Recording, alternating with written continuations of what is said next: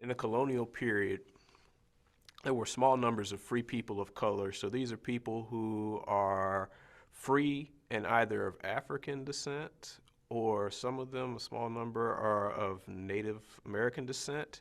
And in order to be a free person of color, you did not have to be of African descent or Native American descent. You could be of one or the other and still be categorized as a free person of color. Or free mulatto, free Negro. These are the terminology that was most common in that particular time and common in the colonial laws. So these are people who can own land in their own name. They can own slaves. On the one hand, you've got this sharp distinction between the laws which defined what a slave was and a law that defined what a free person was. But even among that category of free person, there could be a great deal of distinction between the rights and the privileges that were recognized. That the free black population within different states would often be treated in very different ways than the free white population. And sometimes it was not even easy to predict which states would be most hard line on this question. For instance, North Carolina would allow a free black person to vote with the requisite amount of property, and other states would not. And therefore, each state had tremendous power at this time to decide what were the liberties, what were the rights of not just free persons versus slave, but free persons of color versus free white persons. The major change that takes place in the colonial period for free people of color is their ability to testify in court against white people in particular. So there are laws passed in certain colonies that specify that free people of color, slaves, Indians can testify against one another in court, but they cannot testify against whites. This is the beginning of legalized discrimination for all classes of free people of color in the colonial period. The legal status of free blacks was always anomalous and precarious. There was little room in the nation's legal code and social life for free African Americans. By definition, under specific legal codes and common practice, to be African American was to be a slave in the early United States. And yet we know that there's a small but growing population of free African Americans, especially in the northern states, but also in southern cities, with the advent of abolition in the northern states through the 18-teens and 1820s. Most of the northern state governments enact emancipation legislation and bring slavery to an end. So there's an important free black population that enjoys the rights of citizenship under state governments. So the state of New York or Massachusetts, for instance, might recognize the rights of free black men to vote in state elections, would recognize the rights of free black men to own property. But the nation's government does not recognize free African Americans as citizens of the nation. So somebody like Frederick Douglass, for instance, writes with great pain and great vehemence about that contradiction of his inability to get a passport, to travel abroad legally, because he's not recognized by the government of the United States as a citizen of the United States, even though he's recognized as a free person in the northern states.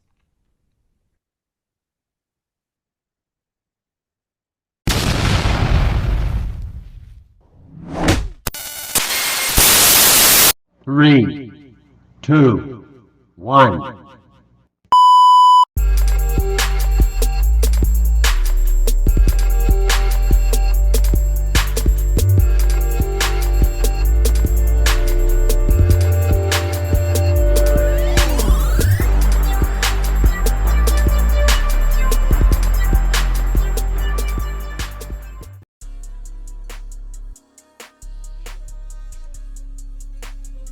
Napi and Opemiha. And I want to welcome everyone back to Uncovering Your Roots, Genealogy 101 with the Autonomous Party. So the video that we just watched, or that played previous to me coming on, I just wanted to say a couple things. That's pretty much an introduction about the free people of color. There's a whole series that they do, so you can go check that out on YouTube. The other thing I wanted to say is, obviously I don't agree with everything that the people in the video were saying, but there were some things I did agree on. So again, just wanted to kind of give you guys an introduction on the free people of color. And what I wanted to do today actually is go into the freeafricanamericans.com website introduction. And I did this video probably about 2 or 3 years ago on my own channel. And I felt that it was time to drop this video on the Autonomous Party YouTube channel. So we're going to read through this, and I just wanted to say, first of all, a couple other things. So the information that we're going to cover, it's not my information. The person or people who wrote this is going to be Paul Henning. And let me get to the landing page for this. Just give me 1 second here. Let's see here.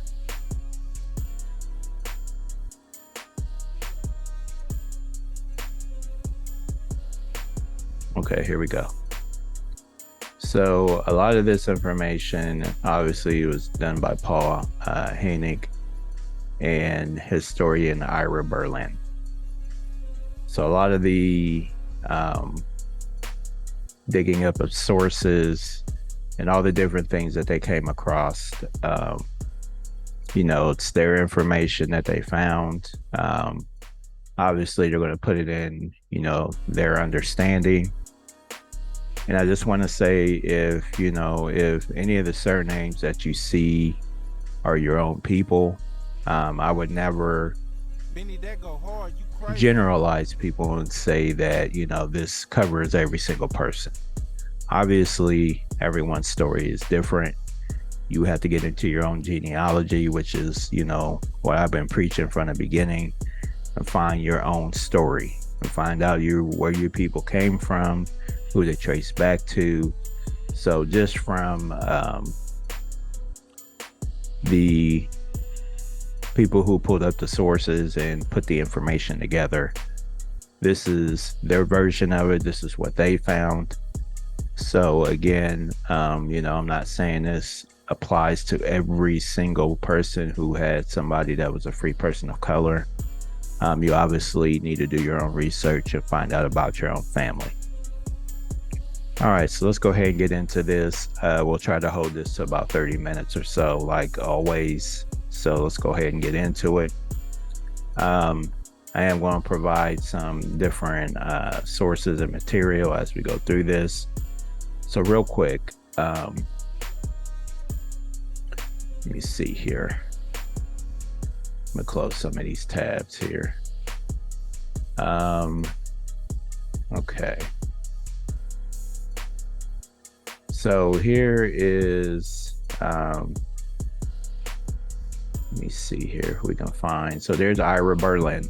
So quick Google search brings up his Wikipedia page. You can find out about this gentleman, the works and the different things that he's done. Let me check and see. And then here's Paul Hennig. Again, quick Google search, you can find out information on him and his works and the different things that he's done. Okay, so let's get back to it. So it says the introduction. It says these genealogies comprising the colonial history of the majority of the free African American family. So as we know, this term during the 1700s was not being used. So just, so I don't have to keep reiterating this, that, we know this term wasn't used. So again, I showed you the two gentlemen that put the information together. So this is, the terms that they're using.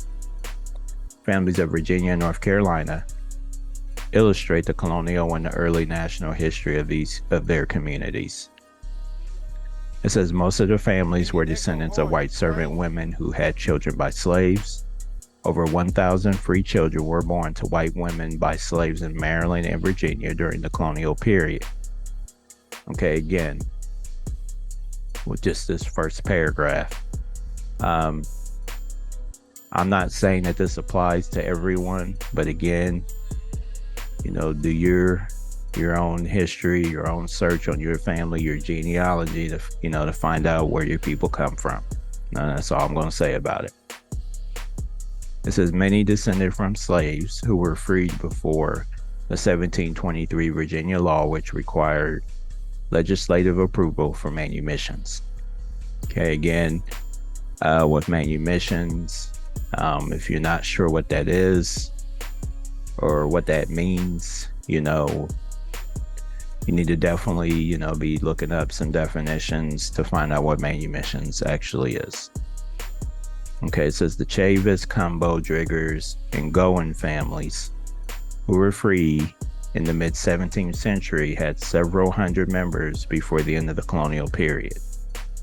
All right, so with all these names that you see here, the four, there of course is different variations of spelling of these names, but all the same family. All right, it says very few African American families that were free during the colonial period descended from white slave owners who had children by their slaves, less than 1% of the total. So all of the stories we hear of, white slave owners raping slaves and having children with them. So, from their studies and what they found in the records, it was less than 1% of the total. Okay, so just keep that in mind. It says many free African American families in colonial North Carolina and Virginia were landowners who were generally accepted by their white neighbors. All right, so you're starting to see just in this a little bit of information that a lot of these people that we're going to talk about actually were landowners. Then it says over 420 freeborn African Americans served in the Revolution from Virginia, over 400 from North Carolina, and 40 from South Carolina.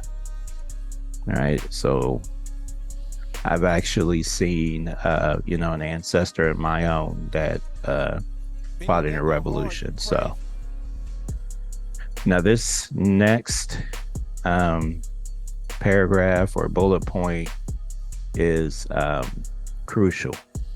So it says free Indians blended into the free African American communities. They did not form their own separate communities. So I always ask this, if these people looked different from each other or, weren't the same, how could they blend in? Like, how could they, just become part of the community and not look the same or look similar to each other? All right, and then the next bullet point goes on to say some of the light-skinned descendants of free African Americans formed the triracial isolates of Virginia, North Carolina, South Carolina, Tennessee, Kentucky, Ohio, and Louisiana. All right, so a lot of you out there have your people came from these states or live in these states today. All right, so just keep that in mind. Okay, so now we're going to get into Virginia origins. It says most of the free African Americans of Virginia and North Carolina originated in Virginia, where they became free in the 17th and 18th century before chattel slavery and racism fully developed in the colonies. So that's very important. That's why when a lot of us are doing our genealogy, we're finding that our people were free and not enslaved. You know, they weren't slaves for life. You know, and they were free again in the 1700s, early 1800s. All right.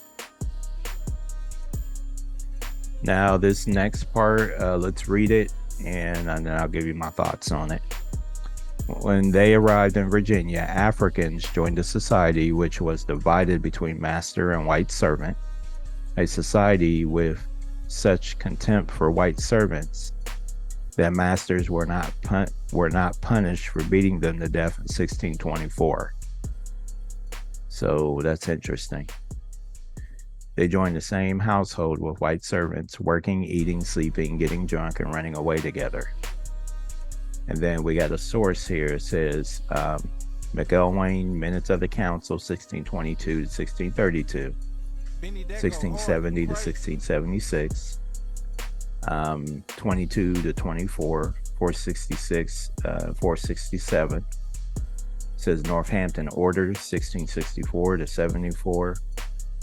FOL 25, page 31, FOL 31, Wills and Orders 1689 to 98, 27A, Henning Statutes at Large, number 226, 117. Then we got Charles City County Orders 1687 to 95, 468, Westmoreland County Orders 1752 to 55. We got 41A. And then it says some of these first African slaves became free. All right, so again, do your genealogy to find out where your people came from. This is their opinion. Okay, so we see this in a lot of writings where they're calling people Africans, and there really isn't any proof that they were from Africa. All right.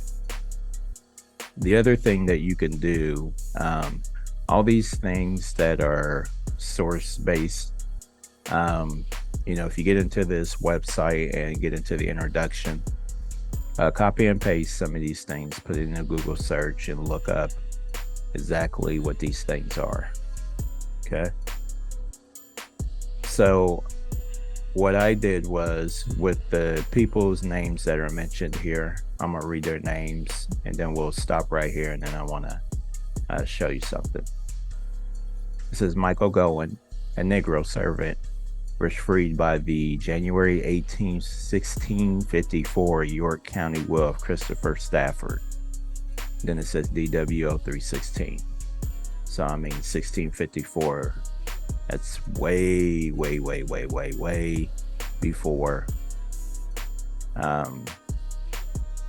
the 1865-66 freeing of chattel slavery. Okay, our next person that we get is Emmanuel Driggers of Northampton County. He was freed by 1661. Again, DW 1657 to 66. Folder 123, order 1664 to 74, folder 75, page 78. All right. Our next person is going to be Emmanuel Cambo or Cumbo. All right, this is what the name eventually went to. Like I told you, there's going to be variations of these spellings of these surnames. It says Negro was granted 50 acres in James City County on April 18, 1667, Patent Book 639. All right. Next, we got John Harris. Negro was free in 1668 when he purchased 50 acres in York County. Deed 1664 to 72, 327. So basically the York County deeds.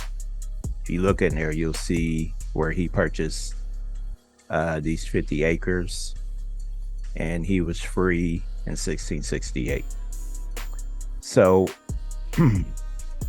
what I'm thinking here is that most of these people being freed and getting this land and all these different things that it shows in this time frame, 1661, 67, 68. I'm going to go ahead and safely assume that they were doing indentures. Okay, so I'm just going to put that out there that they were probably doing indentures. They obviously weren't involved in chattel slavery. All right, and next we got Susan Carsey, was a free Negro living in Charles City County in 1677. And then we got the order 1677 to 79, 216, 1687 to 95, 90, 223. And it says in Peter Kersey. So we can see the two different spellings of that surname.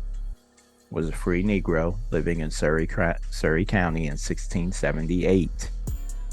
Order 1671 to 91, 240, 251, DW 2336A, and then we got 313A. All right, and it says a number of African Americans living on the Eastern Shore gained their freedom in the 17th century.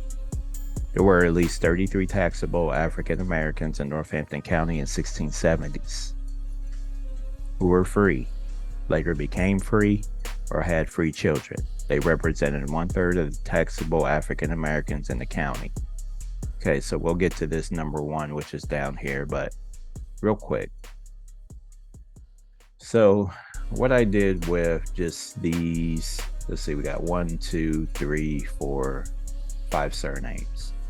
So what I did with these surnames is I typed into Google surnames associated with each one of these surnames. So first we got Goins. Okay, so again, Goins, Going, all that's going to be the same. So if you look here, it says Goins Indian Community 1860 to 1975. And then we got some little hyperlinks that you could click onto that'll take you to different areas. It says Indian ancestry in South Carolina. Much has been said in regards to the surname Goins, a name that can be found on all four corners of this vast continent, one that can be found in almost every indigenous Indian tribe, one that also has several different origins, a name that will certainly drive a genealogy researcher mad. It says, while it can be said that the Goins line originated on the continent of India, which is interesting, it can also be said that its origin came from Ireland and even right here amongst the Indians. Then I'll finish off the paragraph. All of these statements are true, and so one must find the origin of each when searching for truth in regards to the Goins surname. All right. So there's more on this, but I'll hit this last paragraph real quick too, because this is kind of cool. It says, in our research of our specific Goins line, we found thus far that our Goins line is in fact Indian or Native American, a family of Indians like many other natives trying to survive, not wanting to live on a reservation and finding ways to claim land and raise their families. It is clear that our Goins line of males migrated with and settled amongst other Indians throughout the Carolinas. So we got the Catawba, the Hateras, the Shakori, and Tutelo tribes. All right, so I just wanted you to see that one. That's going to be our first one. So let's go back real quick, and then we got Driggers. See what we found on them. And this here is going to be about the Goins and Driggers family. That someone did an article about. It says Native Americans of South Carolina. This gentleman says, hello Stephen, my name is Barry Huff and I live in upstate New York. I saw your post online, Patriots, Chiefs, and Loyal Braves by Stephen Pony Hill on this website at Native Americans in South Carolina. The names that you have mentioned, Scott, Stevens, Bunch, Goings, and Driggers, go back a long way together. My father was born in Carnes Crossroads, South Carolina, between Monk's Corner and Somerville. His family lived there for over 100 years by 1906. All three of his grandparents had the surname Driggers, and of course, the other name was Huff. The Driggers, as you are aware, came from mixed blood, tracing their origins to early Virginia, to one Emmanuel Rodriguez, which is interesting. It says my father was listed as white, except in the 1910 Somerville, South Carolina census, where he and his family are counted as black. So that's interesting as well. So if you have some inner and understanding of what this meant, during that time frame, definitely understand what this means. It says he was a member of the St. Barnabas mission in Somerville, which had a large Driggers membership and a mixed Indian population. It says my father joined the Coast Guard in the 1920s and moved to New York, where he met my mother and settled down. He didn't say too much about his past, being he came from poverty, but did say he had Indian blood, Cherokee. All right, so I just wanted to read that to you. Another source. And found another thing on the Driggers, just kind of like a genealogy tree of someone who was going through their family of Driggers. So yeah. All right, so let's go back, and the next one is going to be Cumbo. So let's see if I found anything on Cumbos. Yes. So the Cumbos pulled up with the Lumbee tribe. So let's dive into this real quick. Lumbees are fully Native American by identity and multi-ethnic by genetics. My Lumbee Indian descended DNA matches are anywhere between 5 to 20% African, 80 to 90% European, and a few percent Native American and or Asian. These ranges may or may not align with a broader sampling of Lumbee Indian DNA results if it were ever conducted. So this person is basically saying that they did a DNA test. It says there are several theories on the Native American origins of the Lumbee. One is that they descend from Croatan Indians who intermarried with Sir Walter Raleigh's Lost Colony. Another is they are Siouan. A third is that they descended from Cherokees who fought in the Tuscarora War of 1711 to 13 and marched home through Robeson County.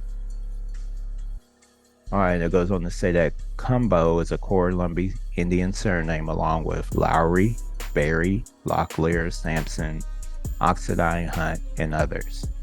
It says the origin of the Cumbos as Lumbee date back to a man named Gideon Cumbo, born in 1702 in Virginia. The Cumbo ancestors I share with my Lumbee DNA matches likely date back to Virginia in the 1700s. My Cumbo ancestors migrated from Virginia to Northampton County, North Carolina. Theirs migrated from Virginia to Robeson. All right, so of course there's more on this story as well.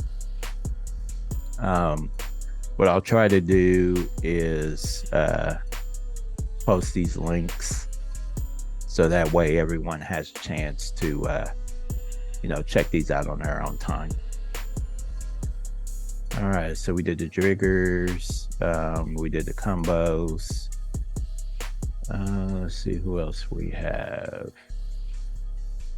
Trying to see if there was anybody else. Okay. I think we also had the Kerseys on there too, if I remember. Oh, Harris. Okay, Harris was in there. Just trying to see if I did any digging on the Harris family.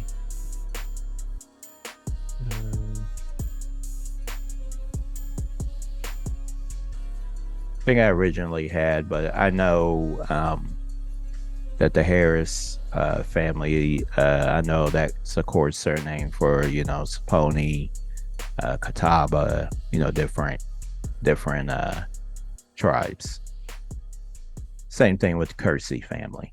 Okay. So let's go ahead and jump back on to the introduction that we were going through. So I told you we were going to go to this number 1 here, and it's going to talk about tithable heads of household. So it says Bastian Kane and his wife Grace. We got Emmanuel Driggers, Bashal Fernando and his wife Susan, Hannah Carter, John Francisco, Negro, and Christian Francisco, William Harmon and his wife Jane, Anthony Johnson, John Johnston, John King, Philip Mongan and his wife Frances Payne, Negro, and King Tony and his wife Sarah. All right, it goes on to say tithables of white households. We got John Archer, Negro, Peter Beckett, Negro, Edward and Thomas Carter, Thomas Driggis. So you see the name change. Francis and Mary Driggis, Negro.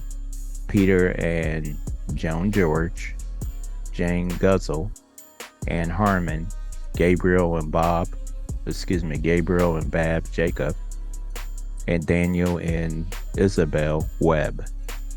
Okay, so we got our source here, Orders Book 1657 to 64, page 103, photo 104, 176, 198, 1664 to 74, photo 14, 15, 19, 42, 54, pages 15, 42, 54, 55.